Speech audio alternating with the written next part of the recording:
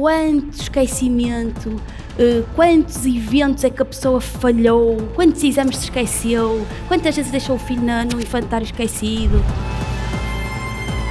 De agora tudo quer ser.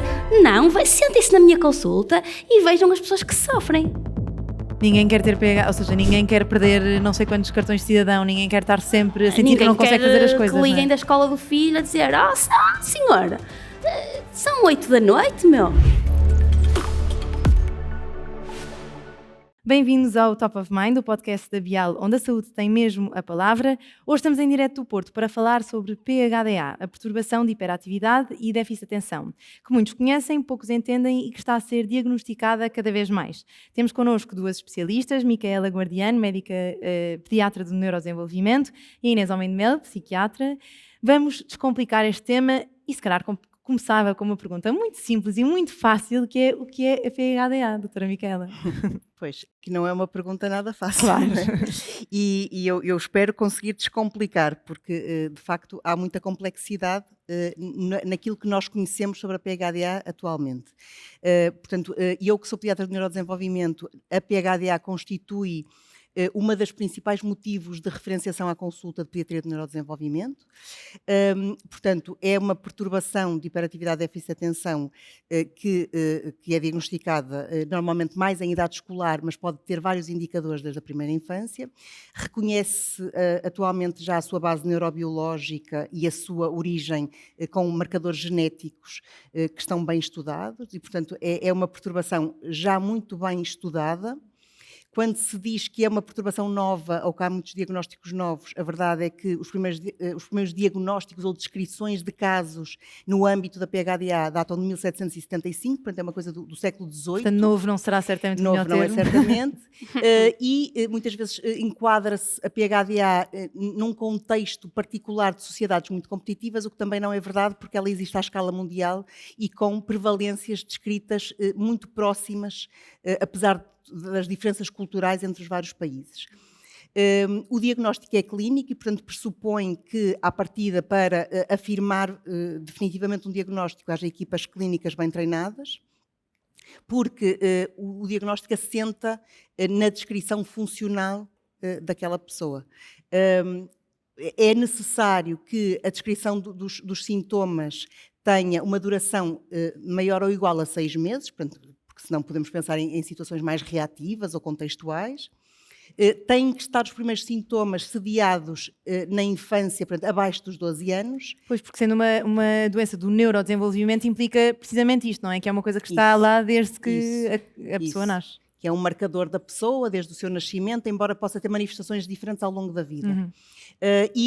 À partida, para considerarmos que há uma perturbação, é necessário que haja disfunção significativa ou sofrimento no próprio e naqueles que estão à sua volta. No caso das crianças, nós integramos sempre a família na avaliação e, portanto, esta noção de algum sofrimento, alguma dificuldade de lidar com o problema na família. Uhum. Inês, eu sei que tu não gostas muito do nome hiperatividade e déficit de atenção. Porquê? O que é que o que é que não gostas nisto? Olha, começa logo pela conjunção e. Uhum. Porque dá a entender que é preciso que haja os dois elementos, hiperatividade e déficit de atenção, quando eu que trabalho com adultos, no adulto é típico que o déficit de atenção vença sobre a hiperatividade. Uhum. A apresentação típica ao longo da vida cursa com um esbatimento da hiperatividade e depois na vida adulta o terreno do déficit de atenção. Portanto, há muitas pessoas que vão dizer assim aos meus doentes: hiperatividade e déficit de atenção, mas tu és tão calmo. Porque há esta ideia de que tem que haver os dois elementos. Portanto, dito isto, na minha opinião, deveríamos começar por déficit de atenção e depois ou hiperatividade. No Brasil, por exemplo, é a perturbação de déficit de atenção e hiperatividade. Portanto, começa pelo que é mais relevante no adulto. Imaginemos que começa por déficit de atenção. Também não gosto de déficit de atenção, porque déficit é uma palavra muito pejorativa. É negativa, não é? É negativa. ali uma coisa que falta. E porque não é isso que realmente acontece às pessoas com PHDA. No limite, poderia ser excesso de atenção. Olha aqui, olha ali, olha o outro. A pessoa está numa tarefa e rapidamente abandona porque outra coisa atrai a sua atenção. Tudo brilha. Tudo brilha. Podia ser inconsistência, desregulação, déficit de atenção. Jamais incorporaria fenómenos que acontecem em outras pessoas, mas muito na PHDA, que é o chamado hiperfoco, que é a pessoa de repente está para aquilo. Isto os pais que têm PHDAs em casa que jogam videojogos conhecem bem este fenómeno, que a pessoa está ali... Então como é que tem déficit de atenção? Sim, quase podia ser hiperfoco e hiperatividade, não é? Desregulação da atenção, porque realmente às vezes ela não há hiperfoco. O hiperfoco é um fenómeno procurado, mas raro.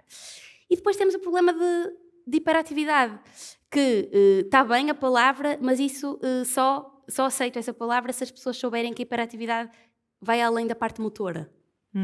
Sim, porque às vezes imaginas sempre alguém com a perna a tremer, ou alguém que não para quieto, ou aquela criança que está sentada num sítio e depois está sentada no outro, e nem sempre é assim, não é? Nem também sempre é assim. há imensa gente que pensa, não, mas eu não tenho isso e portanto eu não tenho PHDA, mas que se calhar há ali outras coisas, como os pensamentos, não é? Os pensamentos hiperativos que também podem fazer-te pensar nesse diagnóstico. Hiperatividade sempre em 5 avenidas. Temos que pensar na cabeça, cognitiva, no movimento, motora, nas emoções, crises de raiva, desregulação emocional, na motivação, quero isto, quero aquilo, quero outro, agora já não quero, agora quero outro. Isto é a hiperatividade da motivação. E por último, a hiperatividade verbal. Falo, interrompo. Portanto, a hiperatividade vai muito além do que a média das pessoas imagina que é a parte motora. E isto vai variando também ao longo da vida e por isso é que eu acho que é muito interessante ter aqui uma pediatra que trabalha inevitavelmente mais com crianças e uma psiquiatra, porque primeiro há muitos diagnósticos que ficam por fazer na altura da pediatria, ou na altura da infância, e depois porque os sintomas também vão variando. Na infância é muito comum que me apareça na consulta aqueles pais que dizem este miúdo é super irrequieto, não presta atenção a nada, está sempre a fazer birras, ele tem uma hiperatividade. Como é que habitualmente surgem estas crianças e para quem tem filhos, quais são os sinais que de facto devemos estar atentos e pensar, ok, isto é para ser avaliado? Isto é comigo.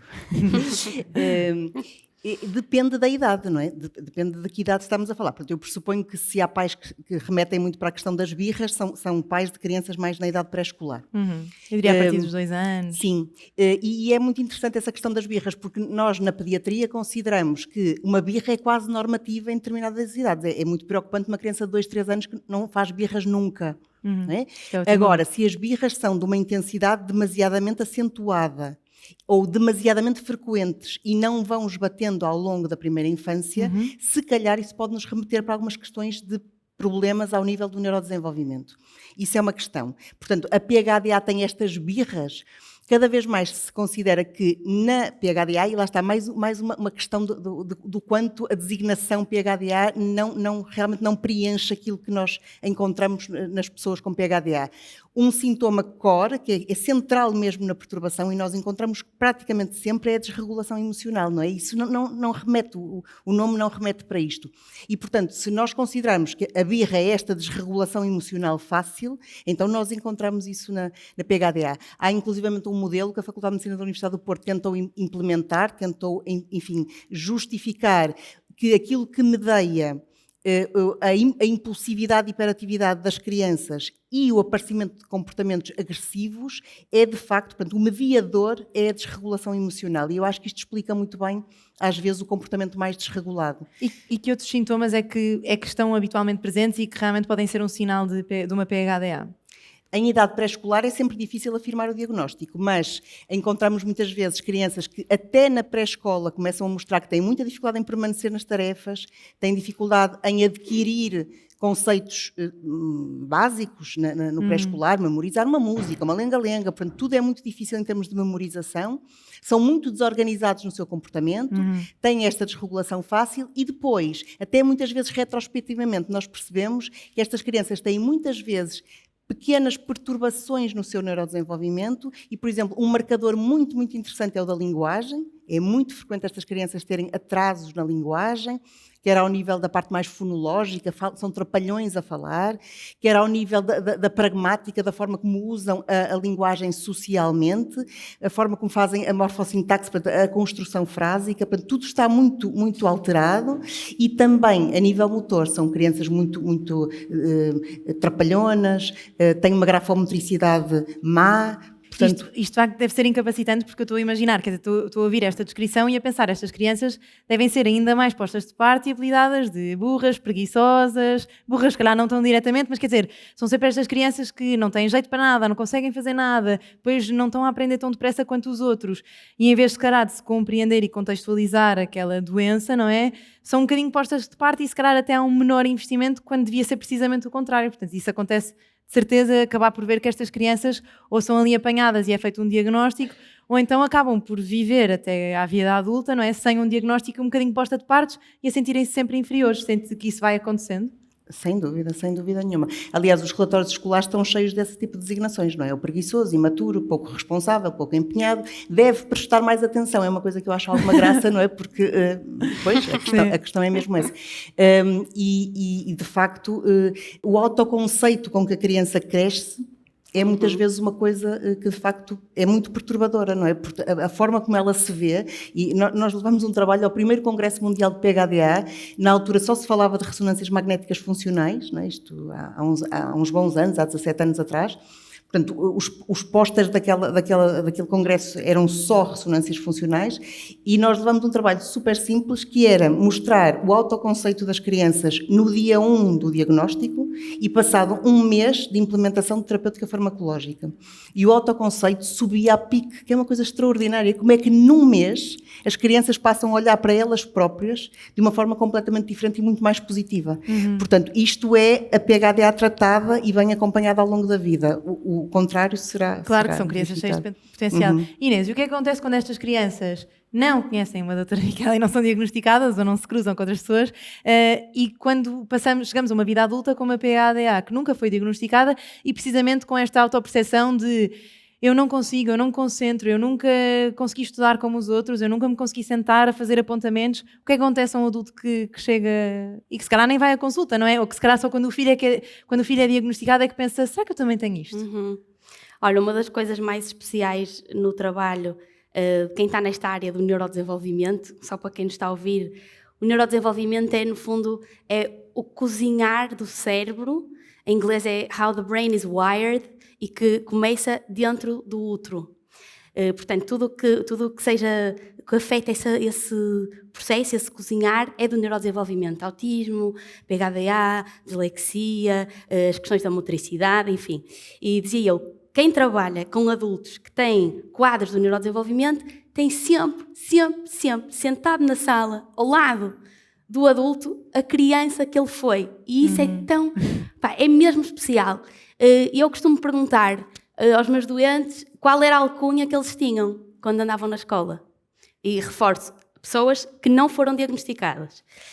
E tenho uma lista. É um bom trabalho para o congresso. E tenho uma lista, e a lista vai desde coisas que não são assim tão lesivas, por exemplo, bailarina, gafanhoto, borboleta, enfim, não é assim tão mau, mas depois entra mosca morta, antena parabólica, cabeça no ar, ajuda-me, Miquela, que eu sei que tu também gostas de ter atenção às alcunhas. Cabeça de vento, sei lá, tantas, não é? Cabeça de vento, aos bichinhos carpinteiros, enfim. E a gente imagina, não é, a música que estava associada a estas alcunhas, que era o que estavas a dizer.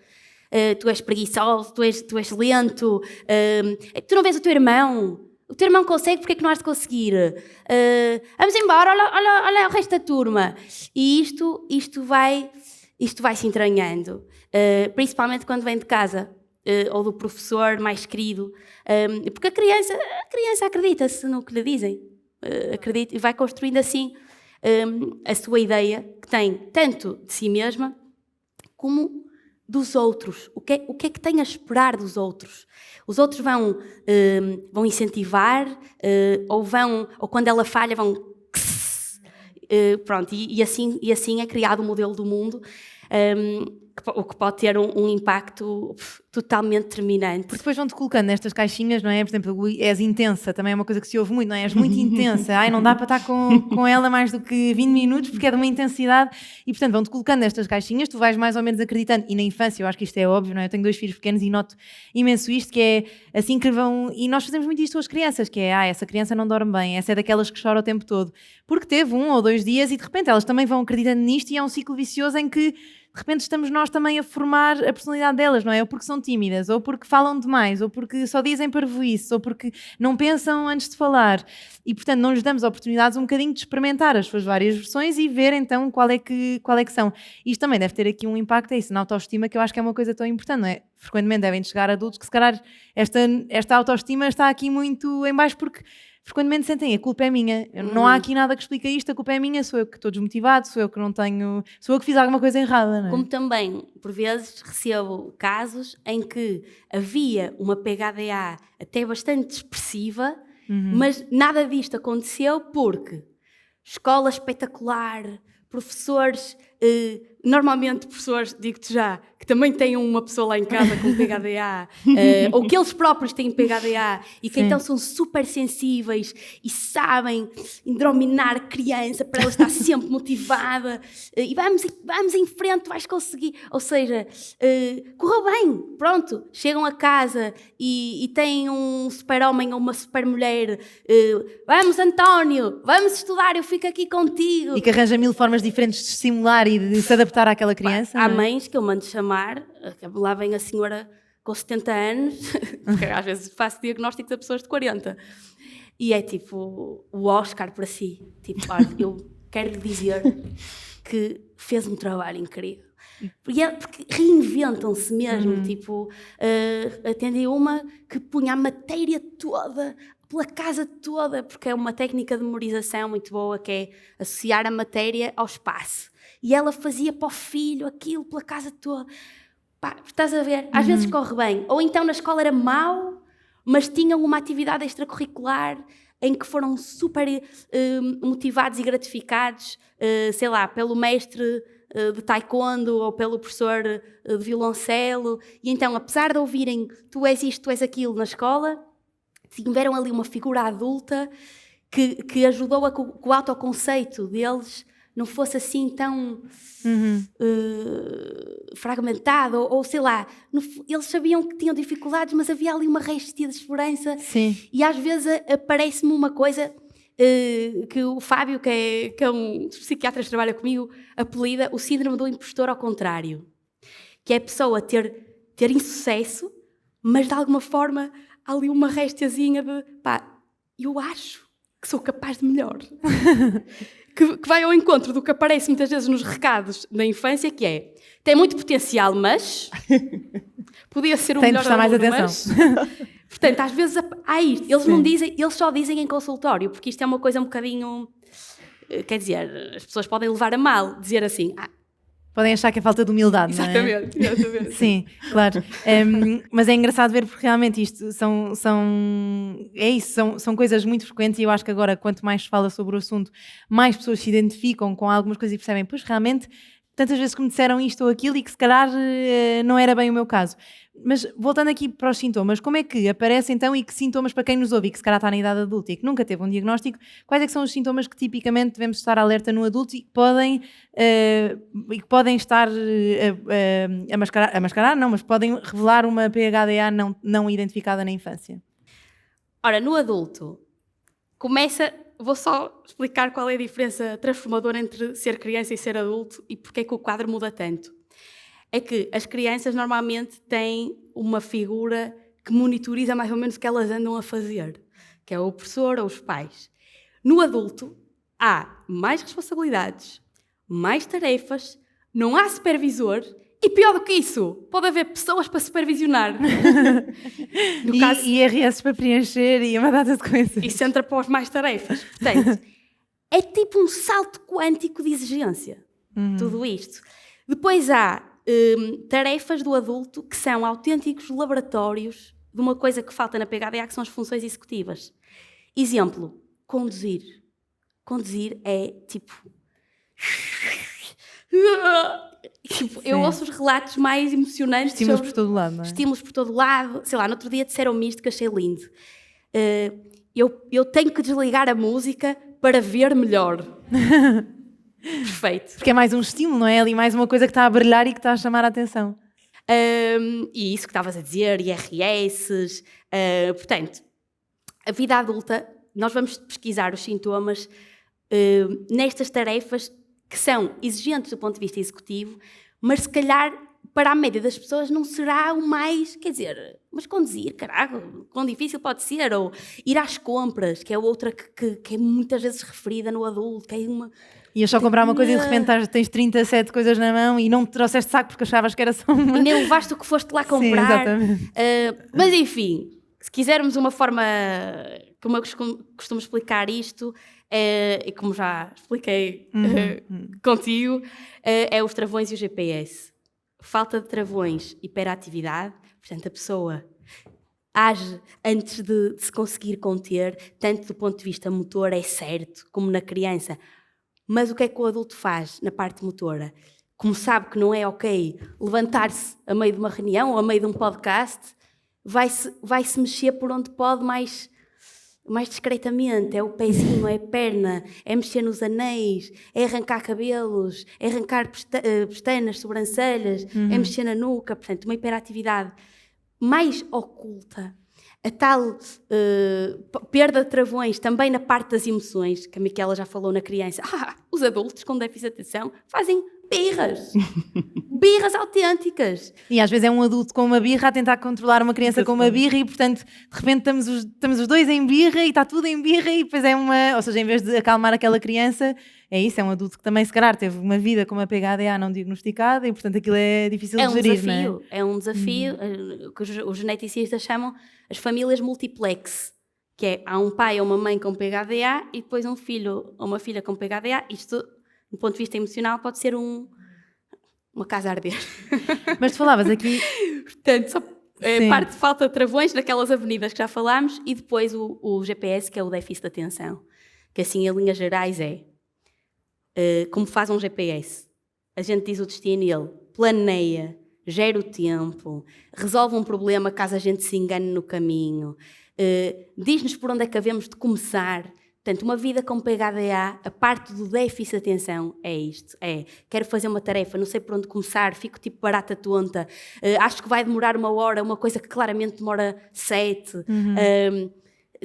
Tudo isto, agora estava aqui 4.000 horas a explicar, mas assim, reduzindo ao mínimo indispensável, é isto. Travões, GPS, tarefas, e temos que pesquisar pelas tarefas que para a média das pessoas é mais fácil, tipo, ir às compras. Porque a questão aqui com a PHDA, e também é uma dúvida frequente que eu tenho, e que muita gente que eu acho que ouve estes episódios e estas sessões de esclarecimento fica sempre, ou seja, é muito relatable, não é? Há muita gente que ouve e pensa, eu tenho isto, eu também não consigo prestar atenção a nada, eu esqueço-me de algumas coisas, fico distraído, e portanto há muita gente que ouve e que pensa, eu tenho isto, eu tenho PHDA, e aliás é frequente agora estarmos nas redes sociais e vermos aqueles reels que nos dizem ou que os nossos filhos têm PHDA ou que nós temos PHDA, sendo algumas das queixas relativamente comuns num grau de intensidade menor, como é que nós podemos diferenciar entre aquilo que é de facto uma PHDA e aquilo que se calhar não é, e é um déficit de atenção, porque há outros motivos para ter um déficit de atenção, não é? Ou seja, uma depressão também pode dar déficit de atenção, uma ansiedade também pode dar algum tipo de déficit de atenção. Portanto, como é que se faz esta diferença e o que é importante para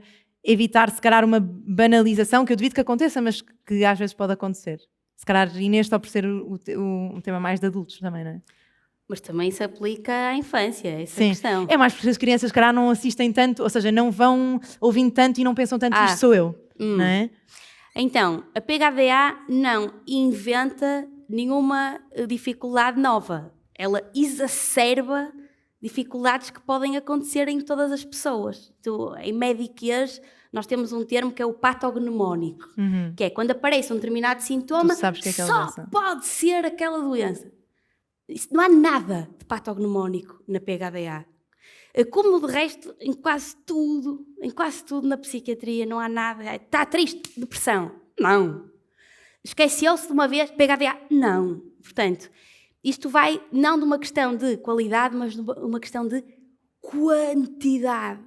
Quanto esquecimento, quantos eventos é que a pessoa falhou, quantos exames se esqueceu, quantas vezes deixou o filho no infantário esquecido. Portanto, é uma questão de quantidade e uma questão de há quanto tempo isto existe na vida da pessoa. Porque, como falámos já, é do neurodesenvolvimento, isto é uma questão de fabrico, e atenção que eu não uso propositadamente a palavra defeito porque eu não acho que seja um defeito, mas é uma questão de fabrico. Portanto, sendo de fabrico, não pode ser de agora. Tem que ser desde o início da vida da pessoa. Mas só começou a atrapalhar agora. Então vamos ver o que é que havia lá atrás que estivesse a abafar a existência dos sintomas. O que muitas vezes é essa escola, essa mãe, essas atividades extracurriculares. Foi adaptando, foi um contexto e um ambiente que se foi adaptando àquela criança, não é? E qual é que é a idade ideal para intervir? Ou seja, quando nós percebemos, ok, há aqui qualquer coisa, se calhar há aqui um diagnóstico, qual é que é quer dizer, eu acredito que quanto mais cedo o diagnóstico melhor, não é? Mas qual é que é a idade ideal e quando é que se deve intervir? Nós em neurodesenvolvimento temos muito aquele conceito da intervenção precoce. Intervenção precoce é quando há um sintoma, uma manifestação que preocupa. Portanto, não pressupõe um diagnóstico. Muitas vezes só aferimos mesmo o diagnóstico passado muito tempo. Portanto, desde que haja uma preocupação daquela família na relação com a criança, no seu desenvolvimento, há alguma coisa que a torna disfuncional e a põe em desvantagem, então nós deveremos começar a intervir. Mas intervir, muitas vezes de início, é fazer treino parental. Não é? Ou promover rotinas de sono o mais adequadas possível, ou promover muita atividade física, porque aquela criança tem muita necessidade de se mexer, ou promover algumas atividades que no fundo vão potenciar áreas do desenvolvimento que não estão a correr tão bem. Portanto, quando falamos em crianças muito pequenas, muitas vezes intervir é isto, mas esperoterapia nunca, não é? Portanto, nunca ficamos a observar a ver o que vai acontecer. Mas é adaptar o ambiente, não é? Lá está outra vez a importância de moldar as pessoas também um bocadinho para evitar aqueles erros que falávamos ainda há bocado, de começar a acusá-la de ser preguiçosa, ou de não prestar atenção, ou achar que a culpa é dela. Pois o teu irmão é muito mais motivado, evitar comunicação, isso importantíssima. Em qualquer questão que preocupe o neurodesenvolvimento, é muito importante treinar o cuidador para a forma de comunicar com a criança, não é? E isto é quase um clássico, esta coisa de não focar nos comportamentos, mas é muito importante, não é? Fazer quase uma legenda da emoção que a criança está a sentir e educá-la nesse crescimento emocional, não é? Porque é uma forma de comunicação muito menos negativa, vincula muito mais a criança ao cuidador e faz com que haja ali quase um sentimento de parceria. Tu estás aqui para me ajudar. E abertura também para que aquela criança se possa queixar, porque a verdade é, e eu tenho muito esta perspectiva de há muito de dom na PHDA e de facto eu acho que há muita coisa boa de uma PHDA acompanhada e no contexto certo pode sair muita coisa boa, mas é verdade também pode tirar muita qualidade de vida, especialmente quando lá está, não é reconhecida, e às vezes e eu acho que é uma coisa que alivia muita gente que ouve este tipo de palestras, que é às vezes só o reconhecimento e a pessoa perceber, ok, então não sou só eu que tenho estes defeitos todos e que sou intenso e que sou uma data de coisas, e às vezes só esse reconhecimento e essa promoção de literacia com os pais, com os professores, nas escolas, nas pessoas que lidam e que lidam de perto com a PHDA, só isso também já vai fazer diferença e ajudar aquela criança, não é? Sim, são coisas que vão ajudar. Retira o sentimento mais negativo que a criança tem de si própria, não é? Porque muitas vezes ela não sabe porque é que funciona daquela maneira e à volta ninguém está a conseguir explicar isto muito bem e retira uma coisa que faz dos pais melhores cuidadores, que é retira a culpabilização. Nem sempre retira, é engraçado, porque apesar de às vezes de se definir com o diagnóstico, de se explicar, mesmo assim há muita culpabilização social.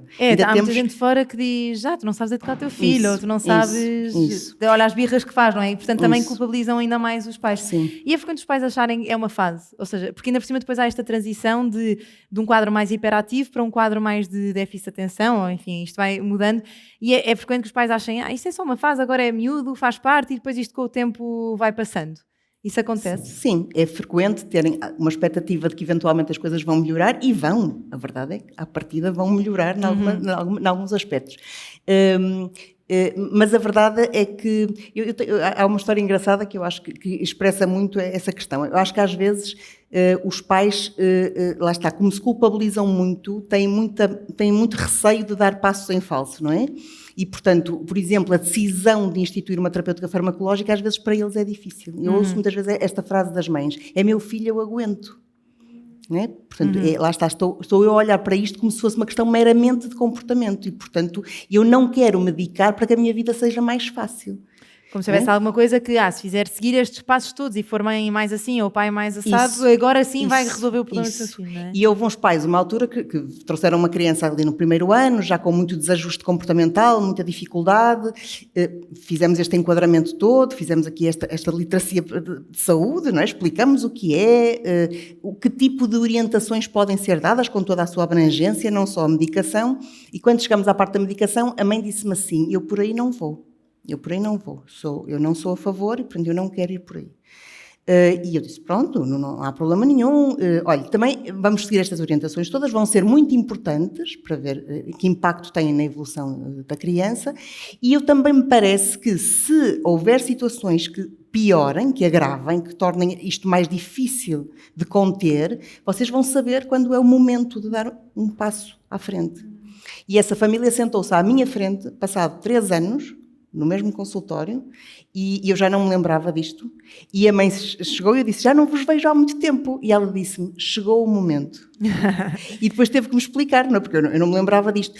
Eu acho que, lá está, às vezes ajuda a ver a evolução e ver o que é preciso fazer mais. Claro, ter essa, dar essa também, promover literacia, mas depois também dar um bocadinho de liberdade, porque de facto é um diagnóstico que, apesar de tudo, a pessoa tem de perceber, tem de contextualizar e tem de ir vendo, e sem dúvida que os estilos de vida e o contexto também vão aqui ajudar muito. Sim. E em relação... Queria dizer só uma coisa sobre isto dos pais terem literacia, que é os pais que eu tenho, que eles próprios têm PHDA, então a literacia começa e ao mesmo tempo é em simultâneo neles e para depois também entenderem melhor os filhos. E é toda uma mudança na dinâmica do agregado. Porque realmente percebem, é uma empatia quase, não é? Conseguem pôr-se naquele lugar e pensam, eu também senti isto. E reveem a sua infância e as dificuldades que eles próprios tiveram. E às vezes, tanto uma família que era a tal casa a arder que eu disse há bocado, de repente reinventa-se, porque são também os mais criativos a inventar técnicas para ajudar os meninos a estudar, porque eles próprios também inventaram algumas coisas para eles, e são criativos, naturalmente, porque os PHDAs podem ser muito criativos mesmo, e é muito bonito, pá. É um momento em que às vezes o que mais gritava com o filho, de repente olha para dentro, faz a sua viagem da literacia também, de estudar sobre isto, com ou sem a ajuda da mulher ou do marido defendendo, e de repente há ali uma dinâmica nova.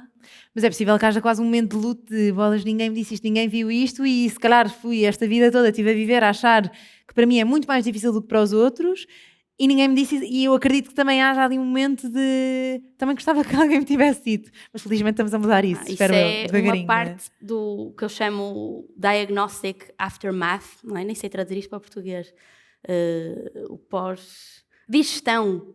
É a digestão, é isso. A digestão do diagnóstico na vida adulta é uma fase, está mesmo descrito, é a fase do luto, que é o que poderia ter sido a minha vida se eu tivesse tido este diagnóstico mais cedo. E na malta que é pai, às vezes verbalizam isto, tipo, eu não quero que o meu filho passe por aquilo que eu passei. E podem apressar-se a recorrer à ajuda para os filhos, quando eles próprios identificam, ou a avó começa a ser, sei qual é o teu espanto, tu eras exatamente assim.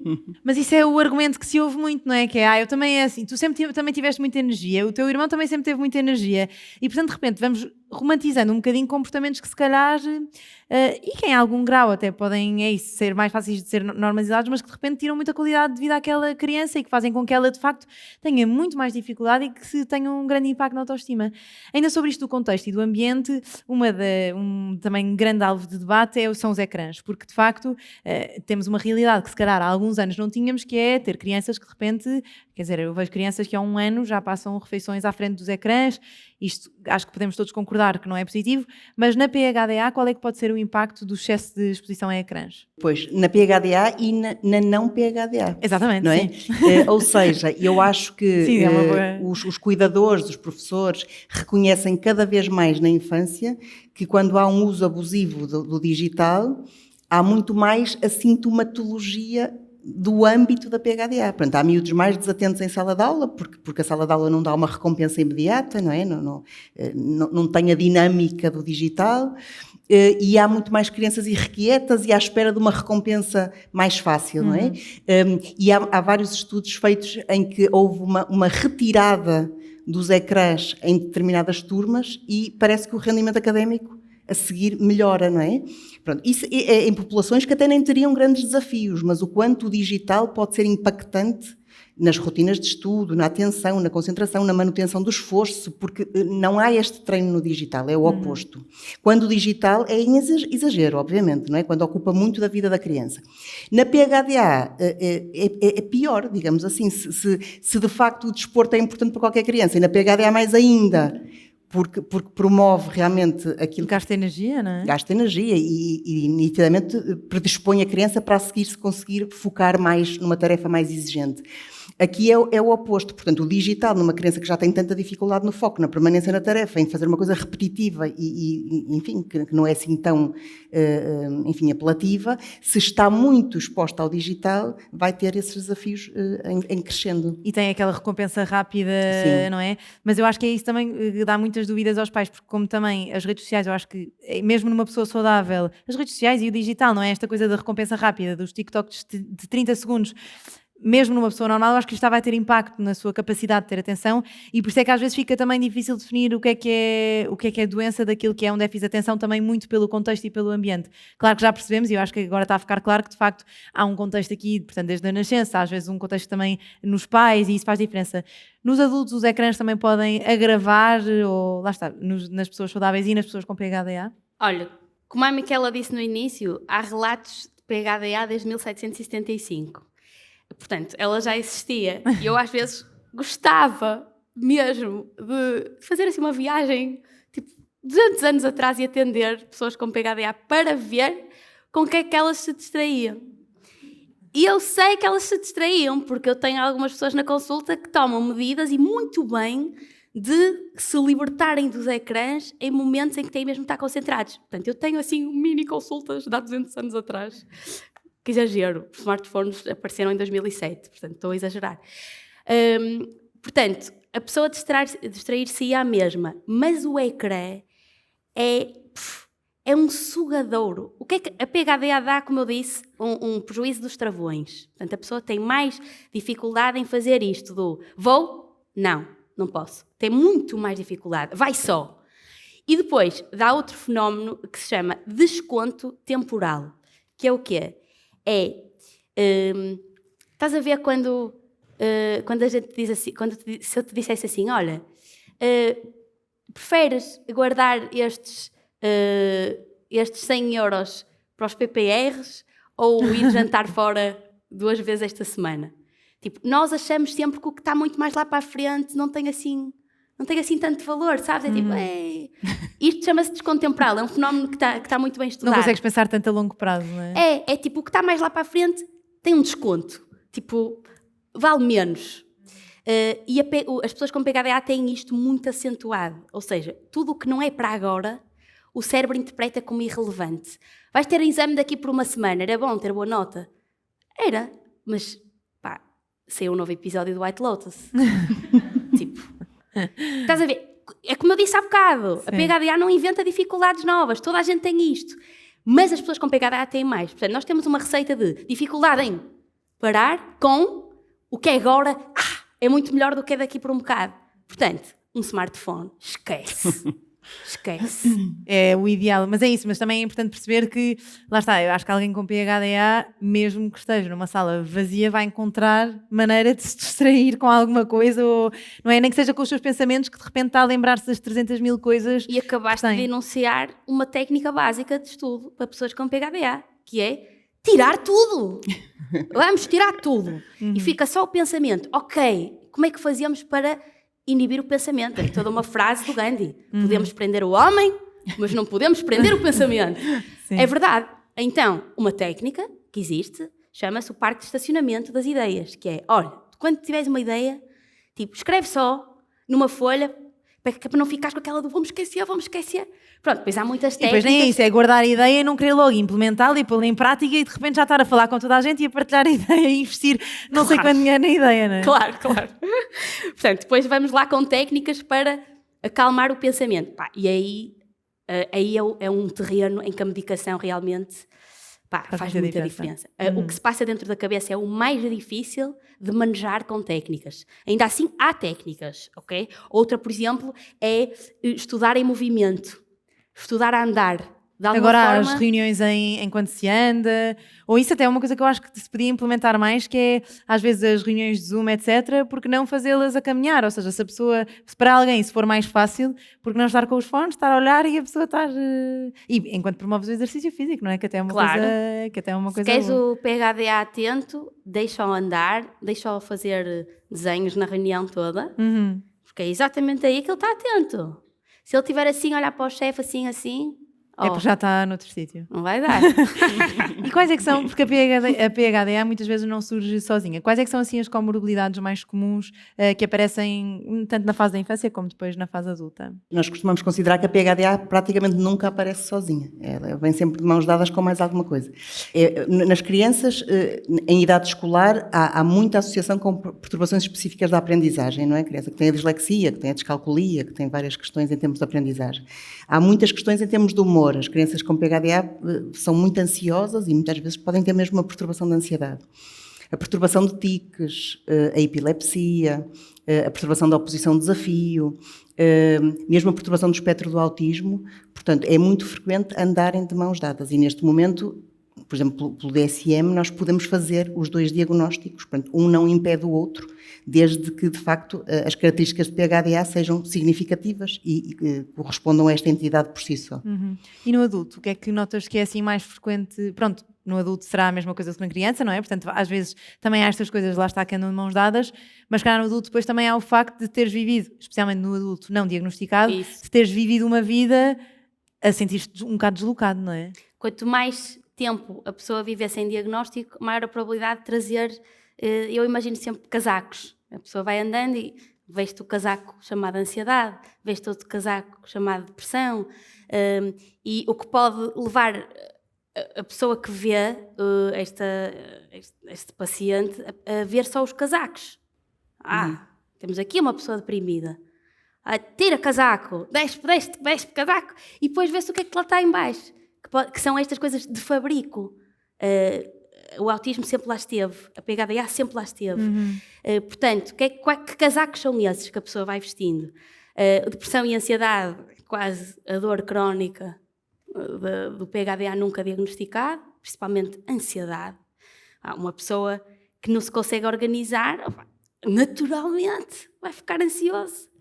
Ainda para mais na vida adulta, com N responsabilidades, e é isso, às vezes com um ser para cuidar. Aliás, a ansiedade pode ser um mecanismo de sobrevivência. Se nós tirarmos a ansiedade à pessoa sem tratar a PHDA, a pessoa pode dizer assim: Inês, eu de antes ficava nervoso e fazia, agora deixa lá. Sim, a ansiedade põe-te um bocadinho aquela pressão e o stress que tu precisas, com a PHDA, tu precisas para sentir, ok, tenho que fazer isto agora. Exatamente, não é? A ansiedade é uma espécie de uma medicação desadaptativa para conseguir fazer. Mas depois, atendendo a isto da dificuldade de conter o impulso, como é lógico, tudo o que é das dependências. Dependências no digital, dependências de droga, dependência de pornografia, binge eating, não é? Perturbação da ingestão alimentar compulsiva, dependência de, enfim, ajuda-me, fumar, beber, jogo. 1/3 dos viciados no jogo a dinheiro são PHDA. 1/3. É imensa gente. Ainda para mais quando agora é isso, de repente tens jogos normais, não é? Ou vídeos no YouTube que adolescentes veem e que tens ali aposto já, é só... Que começa às vezes com uma brincadeira, mas ou seja, há uma data, o mundo realmente não está feito para quem tem PHDA. Não está mesmo. Sempre a encher-te de estímulos quando já tens uma predisposição para aquilo e de repente está só a dizer, não é? Então agora nos Santos, que é álcool em todo lado, ou seja, há aqui uma data de coisas que eu acho que não ajuda e de facto não é feito para quem tem esta Quem tem dificuldade em conter o impulso, isto pode parecer um bocado tirar a autonomia da pessoa, mas os meus adultos são os primeiros a dizer, ter uma barreira entre mim e o que eu não devo, e onde eu não devo chegar é a verdadeira liberdade. Tipo, a pessoa estar numa sala em que não tem o telemóvel é tipo, que libertação. Estar auto-excluído das apostas a dinheiro, que a pessoa está proibida de entrar nas aplicações, aí sim, estou livre, já posso fazer outras coisas, não posso. Por isso é uma técnica na PHDA. Estudar num sítio em que está outro colega a olhar para mim. É tipo, estudar. Sim, parece um controlo, mas na verdade é isso. Dá-te a liberdade de não seres refém do teu descontrole. Exatamente, não é? essa é a palavra. E isso ajuda. E depois outras patologias, tudo pode acontecer. Perturbação afetiva bipolar também é uma comorbilidade. Comorbilidade é doença com doença. É uma comorbilidade muito comum. Tudo. Na verdade, qualquer pessoa com mais de 3 diagnósticos psiquiátricos é mandatório excluir PHDA porque a probabilidade é 10 vezes aumentada. Sempre que aquela pessoa que parece que tem tudo, tem bulimia, tem vício de álcool, tem depressão, tem mais o quê, temos que ver se não será um foguinho chamado PHDA a alimentar aquelas coisas todas. E agora então passando para a parte do tratamento, que eu acho que também é aquilo, especialmente na infância, é um medo que os pais têm, e até dava esse exemplo de caso clínico, do não, eu é o meu filho, vamos esperar, eu vou ver. Há muito medo em tratar a PHDA, não é? Apesar de, eu acho, é isso, de nós sabermos que é uma coisa que em última instância vai dar mais qualidade de vida àquela criança. Mas como é que aborda e como é que traça a linha entre tratar, não tratar, e quando é que a medicação pode fazer sentido? Há muito medo e muita culpabilização, não é? É sempre a culpa aqui nestes processos. Claro que a opinião da família é o que decide, é o que desempata isto. Eu não tento convencer ninguém a seguir a via farmacológica. E, aliás, não seguir a via farmacológica não significa não tratar. Há imensas outras formas de tratar. É verdade que, não falando da primeira infância e não falando das formas ligeiras, que aliás não são as que eu tenho lá na minha grotinha, não é? Essas provavelmente até andam mais ou menos orientadas sem grande ajuda.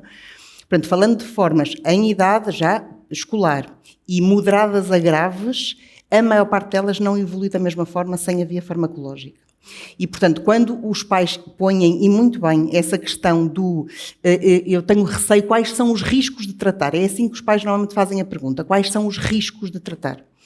E normalmente a minha resposta é sempre dentro disto. Eu vou falar dos riscos, eventualmente, se é que se pode falar de riscos de tratar, mas se vamos falar disso, temos sempre que falar dos riscos de não tratar. Porque verdadeiramente é este traçar da PHDA nesta linha ao longo da vida e nestes casos que a Inês encontra quando chegam à idade adulta, não é? Com isto que se alimentou do não tratamento, no fundo, não é? Desta disfunção permanente que leva a pessoa a outros caminhos, provavelmente com muito pior prognóstico.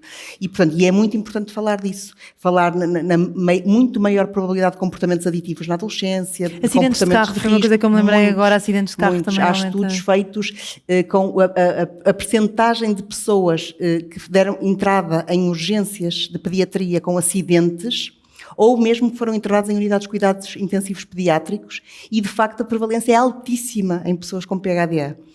Gravídas na adolescência, as tentativas de suicídio, sei lá, tantas coisas que de facto vêm no pacote quando nós imaginamos a disfunção sem tratamento adequado.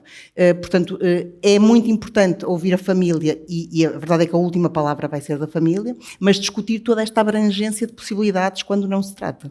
Mas à partida é isso, sempre que houver mais benefício, e eu acho que isso também é uma decisão muito individualizada, mas à partida o tratamento é seguro em crianças e por isso é que se faz, e em determinadas crianças sabe-se que tem benefício e que pode fazer toda a diferença numa criança que depois consegue estudar aquilo que queria e sentir-se mais enturmada, não é? No sentido de sentir, ok, eu agora realmente consigo estudar, eu consigo fazer aquilo que quero, eu tenho uma ideia e consigo implementá-la e não ficar só ali no parque de estacionamento, ou o que for, não é? Sim. E no adulto, sentes que também há estigma ou é um bocadinho diferente? Porque eu sinto que, por acaso, ou se calhar também estou aqui um bocadinho na minha bolha, mas sinto que no adulto já há mais facilidade, ou seja, a pessoa às vezes já procura um bocadinho, eu quero quero finalmente sentir aquilo que as outras pessoas sentem, não é?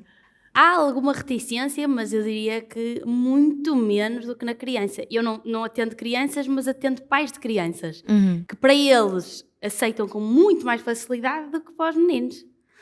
E nós estamos a falar de uma linha de medicação que é raríssimo na história da medicina, de ter sido primeiramente aprovada na infância e só depois na vida adulta, que assim... Eu às vezes digo, quando a pessoa está muito medrosa, eu digo assim, olha, sim, há criancinhas de 6 anos a tomar. Pronto, eu diria que há menos dificuldade em implementar, muito menos do que outras linhas de medicação de psiquiatria, também porque a maior parte dos tratamentos da PHDA funcionam dia por dia. Ou seja, a pessoa, se tomar naquele dia tem efeito, se no dia seguinte não tomar, no dia seguinte não tem efeito. Portanto, é uma decisão muito fácil de reverter. E a pessoa diz assim, então isto vai mudar a minha forma de ser. Não, se quiseres voltar a ser exatamente igual, não tomes. Mas também é isso que queres? Estás aqui? Porquê então? Mas sabes que por acaso é uma coisa, mas é que eu acho que não é assim tão linear, porque às vezes a pessoa já se habituou tanto a viver nesta hiperatividade, estou sempre a fazer 30 mil coisas ao mesmo tempo e já não sabes fazer as coisas de outra forma, ou seja, já não sabes estudar sem ter 30 tabs abertas, sem estares a estudar 30 temas ao mesmo tempo, ou sem estares a responder a um e-mail enquanto tu fazes outra coisa. E portanto, eu percebo também que seja um bocadinho assustador de repente perderes isso que sempre foi o que tu foste, não é? Certo, mas Margarida, a gente atende pessoas que estão em grande sofrimento. Claro. Ou seja, elas não vêm lá, a média, não vem à consulta... A pensar sou hiperprodutiva e... Tipo, para receber, numa busca identitária, de género, eu quero saber, algumas vêm, eu quero saber o que sou. Isso é todo um tema que me apaixona muito, que é esta lógica de ser PHDA, ser também uma parte da identidade e não só tipo um rótulo de doença, que é uma parte do movimento da neurodiversidade, enfim, depois podemos falar sobre isso. Mas a média das pessoas não vem assim, a média das pessoas vem com a vida num frangalho, que é o que eu digo aos haters, tipo, as pessoas não vêm atrás de agora tudo quer ser, não, sentem-se na minha consulta e vejam as pessoas que sofrem. Ninguém quer ter PH, ou seja, ninguém quer perder não sei quantos cartões de cidadão, ninguém quer estar sempre a sentir que não consegue fazer as coisas. Que liguem da escola do filho a dizer, senhora, são 8 da noite, meu. Isto é uma... no caso das mães é uma identidade, estás a ver? É tal culpa, não é? Que estamos sempre a pensar, não sou suficiente. Ou ter um acidente, ou... Olha, isto aconteceu-me na minha consulta. Uma mãe que deixou cair um filho, depois foi para as urgências, quando chegou lá, levou o filho mais velho e o filho mais novo. Quando ligou ao marido, ele disse, então eu do meio. Tinha-o deixado sozinho em casa. Estás a perceber? Isto foi a gota d'água para ela ir à consulta. É este nível de pessoas que a gente atende. Este tipo de pessoas, quero lá saber se tem as tabs ou não. Sim, porque isso também determina, ou seja, há pessoas que certamente, como todos os diagnósticos em psiquiatria, há pessoas que são mais funcionais do que outras, mas há de facto uma grande parte da população que tem uma PHDA e é altamente disfuncional, ou seja, não consegue fazer as suas coisas e que estes erros têm impacto. Lá está os acidentes de carro, que eu acho que é uma coisa, a pessoa que está no carro e de repente tudo brilha e tu agarras no telemóvel e tu vês não sei o quê e ficaste a olhar e de repente tens um acidente e, quer dizer, em última instância podes atropelar alguém, ou seja, é de facto uma coisa que tem de ser tratada e que tem de ser avaliada. Mas outra coisa importante também é um bocadinho este contexto, e nós já falámos aqui de vários estilos de vida, são quase os medicamentos naturais, não é? O exercício, por exemplo, que acho que é uma coisa que se pode implementar desde muito cedo, e isto também vai fazer muita diferença e ajudar. Que outras coisas, ou seja, que coisas não farmacológicas é que são essenciais e que podem fazer diferença? Começamos, calhar, na infância e depois... para a parte... Deixem-me só complementar, porque eu acho que é muito engraçado este tema todo do antes e depois a medicação, não é? E eu no outro dia tive um adolescente que me disse, eu já não gosto daquilo que eu era antes. É engraçado, não é? Como quando a pessoa tem um funcionamento diferente e mais ajustado, começa a gostar mais de si daquela forma. É pôr os óculos, não é? Eu acho que tu usavas essa ideia de pôr os óculos e de repente, ok, é assim, é assim. Sim. E a questão das mães, e eu estou a ouvir a Inês e a pensar, lá está, se houver mães com PHDA, isto ainda tem toda uma outra dimensão, porque as mães que são estudadas em relação ao stress parental, à forma como vivenciam a parentalidade com o seu filho PHDA, nós fizemos uma altura uma avaliação com um questionário de stress parental, que é utilizado em muitas circunstâncias, e os nossos resultados deram resultados piores em comparação com estudos de mães de crianças com doença oncológica ou mães de crianças grandes prematuros, aqueles bebés que nascem e ficam internados numa unidade de cuidados intensivos neonatais por meses. E isto é incrível, fez-nos muita confusão na altura, porque nós estamos, como é que é possível estas mães, no fundo, declararem mais stress ainda do que as outras que têm uma doença crónica, muitas vezes tão impactante e de prognóstico reservado.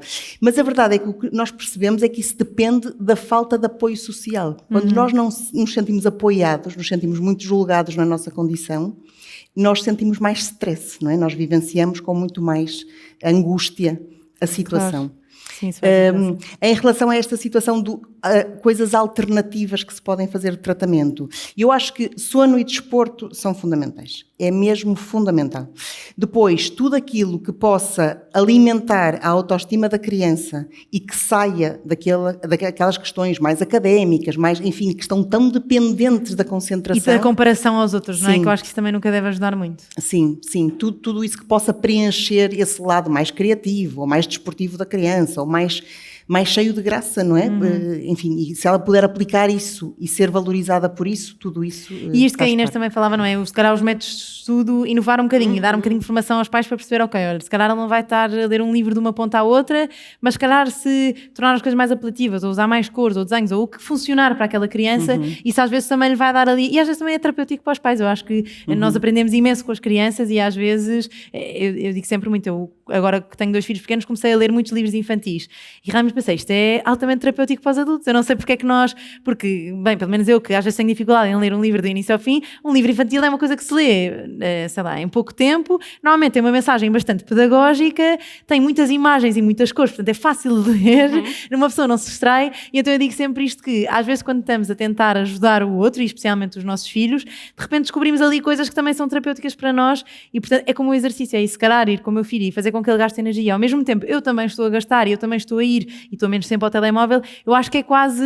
é um 3 em 1, não é? Aqueles shampoos que são amaciadores e são tudo um bocadinho, mas ajuda. No adulto o que é que notas que é assim, que faz diferença e que ajuda? Então, tudo o que a Miquela já disse, eu tenho sempre esta tríade na cabeça: comer, dormir e fazer desporto, sendo que aqui o comer é ajustar a dieta, ou seja, tirar os superprocessados, as gorduras, esses clássicos. Não é nada de muito diferente dos clássicos. O dormir, é fundamental. Qualquer pessoa que não durma várias noites seguidas pode experienciar um magnífico déficit de atenção. Se quiser experimentar em sua casa, não durma durante 3 noites. Em quem já tem PHDA de base, nós temos que otimizar o sono. E quem tem PHDA tem muitas vezes questões do sono. Se não tiver um diagnóstico extra, sonambulismo, pernas inquietas, atraso de fase, uma série de coisas, pode ser alguém que simplesmente não quer ir dormir. Claro, estás a dormir, vês uma não sei o quê, começas a pensar em não sei quantos, de repente... Não fizeste nada do que tinhas para fazer durante o dia, de repente já foi toda a gente dormir, já não há distrações e... é hora. Portanto, nós temos que... é muito difícil esta parte, atenção, disciplinar a pessoa em horários de sono. O desporto é absolutamente fundamental.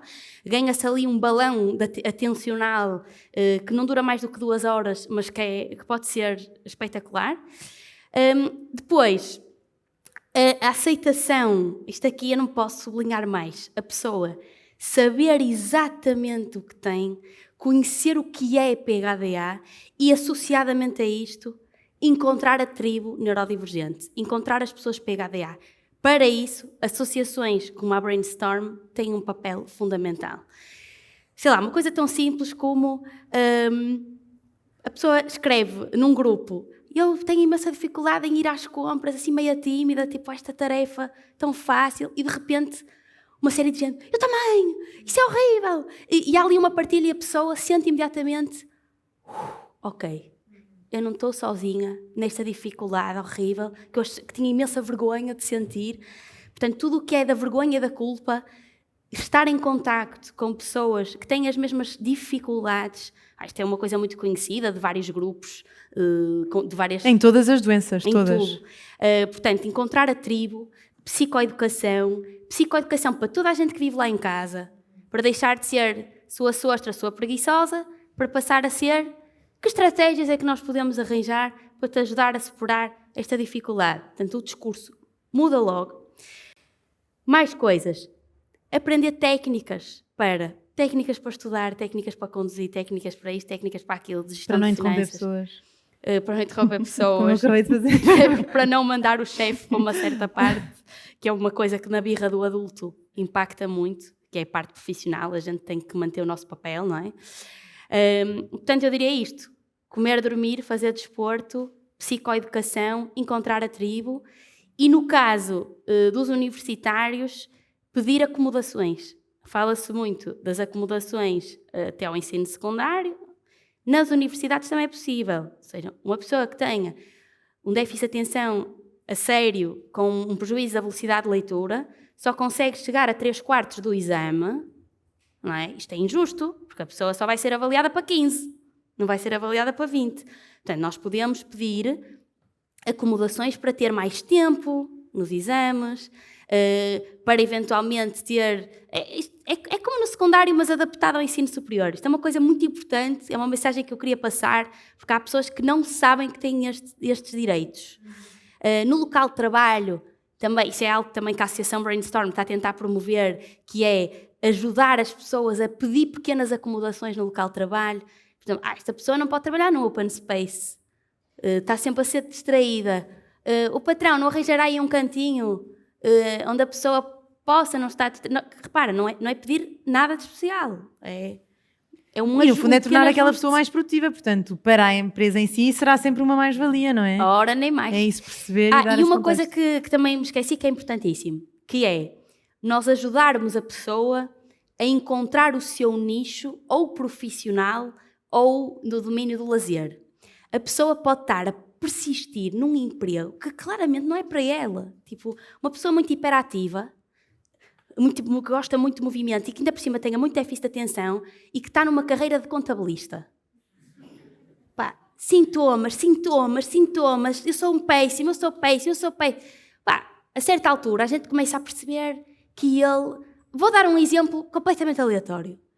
Que faz ali, tem ali um side job no stand-up.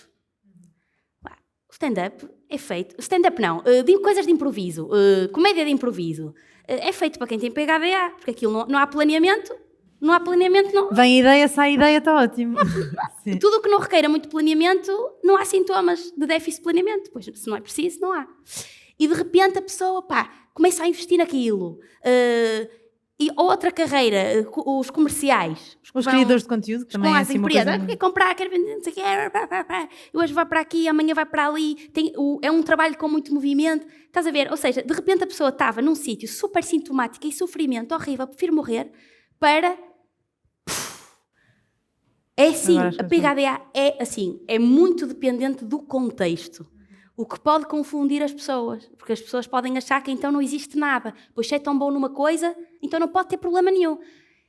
Tem problema naquele contexto. E se calhar é importante falar, porque há aquela sigla do pudim, não é? Porque às vezes é isso, são estes pais que dizem mas ele não é bem déficit de atenção, porque ele, para aquilo que quer, ele presta atenção e ele fica ali horas e horas, portanto não me diga que ele não tem atenção. Como é que isto funciona? Ou seja, esta coisa do hiperfoco, e agora estamos a voltar um bocadinho atrás, mas eu acho que isto é importante, há de facto tarefas para as quais estas crianças conseguem dedicar-se e onde conseguem ficar focadas, não é? Sim, nós na escala de rastreio até há uma pergunta que é muito assim mesmo, só presta atenção quando é alguma coisa que é do seu especial interesse, não é?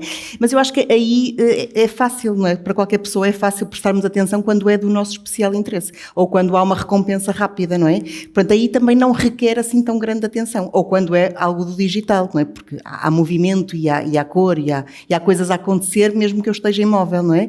Portanto, não são grandes exemplos para nós percebermos se há impactação da atenção. Agora, é verdade que às vezes é difícil de interpretar se não se souber ver os sinais da melhor forma. Por exemplo, um adulto que tenha um doutoramento numa área aparentemente dificílima e de repente as pessoas dizem, tens nada PHDA, mas tens fazer um doutorado, por favor, que é outro mito. E depois a gente vai ver, e nas coisas da vida que são seca, que são monótonas, a pessoa tem mesmo muitas dificuldades.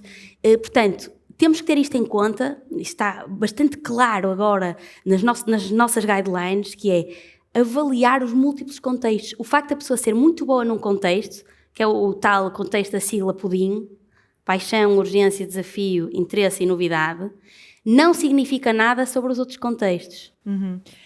Enfim, chegamos aqui e estava sempre... Fica aqui o apelo para mais um episódio no futuro, mas acho que falámos aqui, muito desmistificámos um bocadinho esta ideia, não é? Que eu acho que agora vai surgindo da PHDA ser quase uma escolha, uma desculpa. Na verdade, acho que deu bem para perceber que isto é uma coisa que pode tirar bastante qualidade de vida e por isso é tão importante promover literacia, até para a comunidade também poder ajudar e para isso, devagarinho um CEO ouvir esta conversa e pensar, ok, realmente eu tenho ali uma pessoa que trabalha, que se calhar dava-lhe mais jeito poder fazer as reuniões em pé ou o que quer que seja.